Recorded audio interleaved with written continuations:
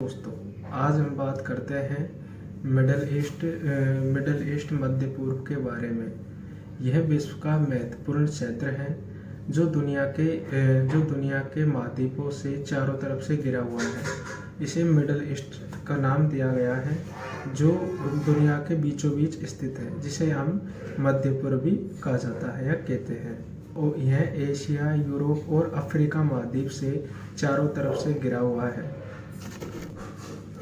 आज हम middle east में चल रहे वॉर के बारे में गहनता एवं मुद्दे पर चर्चा करते हैं और एक तरह से इसके बारे में जानते हैं कि मिडिल ईस्ट में जो वॉर चल रहा है वो किस कारण चल रहा है और किस वजह से चल रहा है। इसके बारे में हम आज संदर्भ से जानते हैं। जिस प्रकार दुनिया में क्या चल रहा है, इससे हम दोस्तों बिल्कुल भी वाकिफ नहीं है कि दुनिया में चल क्या रहा है। अभी जिस प्रकार रूस और यूक्रेन के वॉर अभी रुकने का नाम नहीं ले रहा है और इधर ही मिडिल ईस्ट में तनावपूर्ण स्थितियाँ देखने को हमें मिल रही है। मिडिल ईस्ट में जिस प्रकार वर्ल्ड वॉर 3 की आहट सुनाई दे रही है, ये धीरे धीरे एक बड़े युद्ध की तरफ हमें आहट दिखाई देती है। मिडिल ईस्ट में सबसे ज़्यादा जो दबदबा एवं तनावपूर्ण देश है वो है इजराइल। 12 जुलाई 2006 की सुबह की है।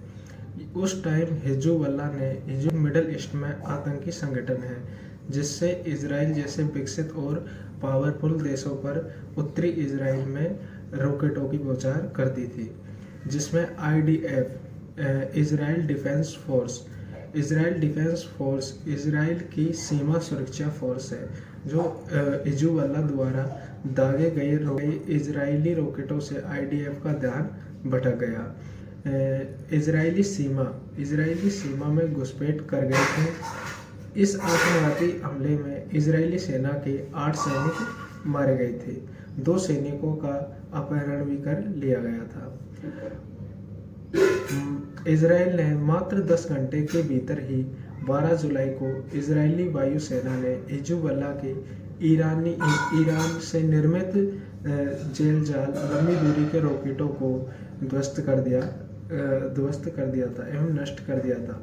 इस प्रकार मिडिल ईस्ट का तनाव धीरे धीरे बहुत ही तेजी से बढ़ने लगा। सन 2023 में ज़्यादा गति कर गया ये तनाव हिजबुल्लाह और इजरायली रक्षा बलों IDF में लेबनान, इजरायली और सीरिया दावा किया गया कि गोलान हाइट्स में भूमि की पट्टी सेवा फार्म्स पर टकराव का सामना करना पड़ा। गाजा पट्टी, जिसे हम गाजा पट्टी का नाम कहते हैं। फिलिस्तीन आतंकवादी समूह हमास ने 7 अक्टूबर को दक्षिणी इजराइल पर हमला किया। हमास ने 7 अक्टूबर को दक्षिणी इजराइल पर हमला किया था। पूरे इजराइल हमास के दौरान हिजबुल्लाह ने गाजा पट्टी में लड़ाई समाप्त होने तक इजरायलियों पर गोलीबारी बंद करने की कसम खाई थी। 2024 में IDF ने लेबनान में लक्षित हमलों के माध्यम से की गई हिजबुल्लाह कमांडरों को मार डाला। इसी कारण लगातार लेबनान पर इजरायली अटैक होते जा रहे हैं, जैसे विकसित देश पर साथ होते जा रहे हैं तथा लेबनान के साथ इराक, सीरिया जैसे विकसित देश साथ देने के लेबनान को डिफेंस की सहायता देने के लिए बिल्कुल तैयार है। उन्होंने खुलकर इजराइल को युद्ध की चुनौती दे डाली है। इराक और सीरिया, हमास, लेबनान और यहाँ तक कि 5 मोर्चों से जो इजराइल है वो अभी लड़ रहा है सैन्य शक्ति से। उधर देखें तो इजराइल के साथ कहीं विकसित देश भी उसका साथ देने के लिए तैयार है, जैसे अमेरिका ने खुलकर चुनौती दे डाली है कि मैं इजराइल का सपोर्ट करता हूं एवं मैं इजराइल की तरफ से सैन्य शक्ति देने का वादा कर भी देता हूं। इधर फ्रांस, जर्मनी इजराइल की तरफ से युद्ध शक्ति के लिए तैयार हूँ। दोस्तों, धीरे धीरे बहुत ही तेजी एवं विकसित रूप से बिगड़ती जा रही है।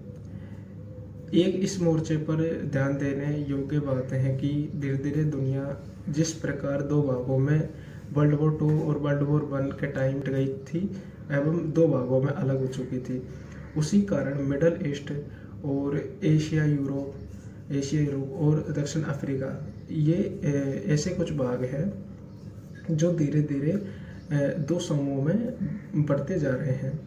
कहीं ना कहीं दोस्त आज नहीं, कल नहीं, परसों नहीं, लेकिन कभी ना कभी ऐसा वक्त आएगा जब ये दुनिया दो भागों में बढ़ती नजर आएगी और एक वर्ल्ड वॉर 3 का जिस बात का हमें डर था वो भी सताने लग जाएगा। तो जिस प्रकार इजराइल हमास पर हमला कर रहा है, इराक पर हमला कर रहा है, फिलिस्तीन पर हमला कर रहा है, लेबनान, गाजा पट्टी, जिस प्रकार जितने भी आतंकी संगठनों को समाप्त कर सैन्य ठिकानों पर हमला कर रहा है, ये धीरे धीरे बहुत ही तनावपूर्ण होता जा रहा है।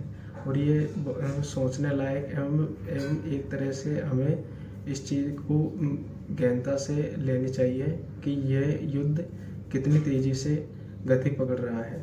धीरे धीरे ये तनावपूर्ण बहुत ही बड़े युद्ध का आहट सुनाई दे रही है।